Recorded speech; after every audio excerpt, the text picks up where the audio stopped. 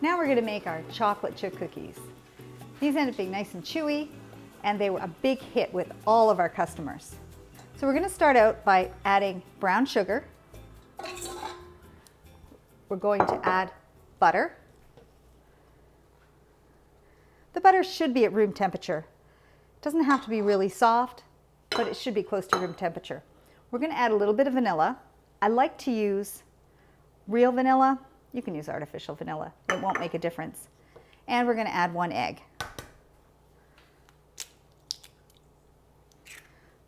So this is going to go in the mixer, and we're going to cream it.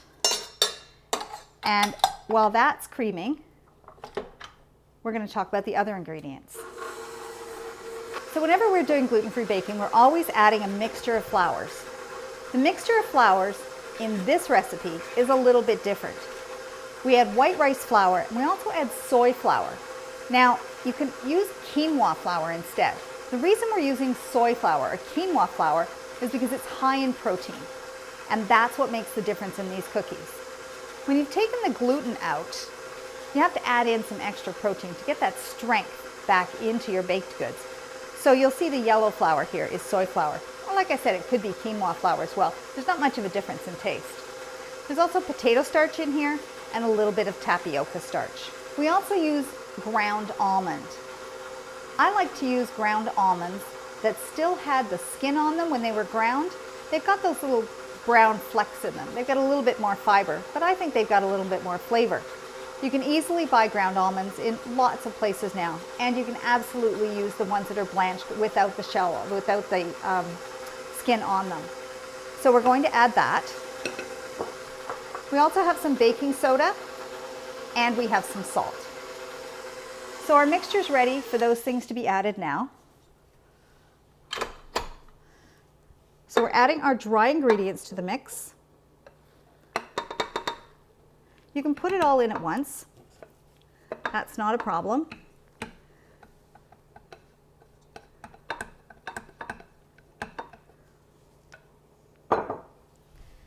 We've got a little bit of salt and a little bit of baking soda. Now, if you're using soy flour, don't be surprised if you get a bit of a cloud. Start it off nice and slow, and it won't take very long, and it's going to all come together into a nice, lovely dough. As it's coming together, we're going to add our chocolate chips. These are semi-sweet chocolate chips. You could use milk chocolate chips if you wanted, and you could also use butterscotch chips or white chips. Let's just add those in, turn it up a little bit. Now, as this comes together, it'll start coming off the sides.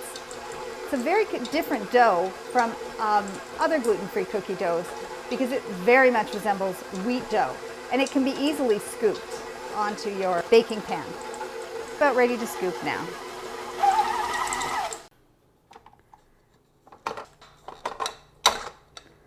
This looks like any other wheat cookie dough. There's lots of goodness in here. I like to use a cookie scoop. Gets more consistency. And one other thing that I always do is I always make these cookie rounds and then I freeze them. This recipe makes about 36 cookies. We've got our oven set at 350, but 36 cookies is a lot of cookies to make at one time. So I'll often bake off the first 12, and then we have 24 cookies more that are in the freezer, and you can bake them off from frozen. You don't even have to let them thaw. And there is nothing better than the smell of freshly baked cookies. So you don't have to use a scoop for these. You can roll them in your hands. They do work really well in the scoop, and you can make any particular size. I like to use a 1 ounce scoop. That's what we used in the bakery. And by pressing it in with your hands, you know that you're getting the full scoop in. So once we get 12 on here, we'll put them in our preheated oven. You want to put them in about the middle of the oven.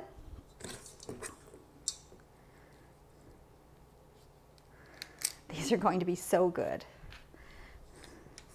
A lot of gluten-free cookies aren't very chewy. They've got a funny feel in your mouth. These are chewy, but you want to make sure you don't overbake them. So you don't have to flatten them or anything. Putting them in the oven just like this works fine.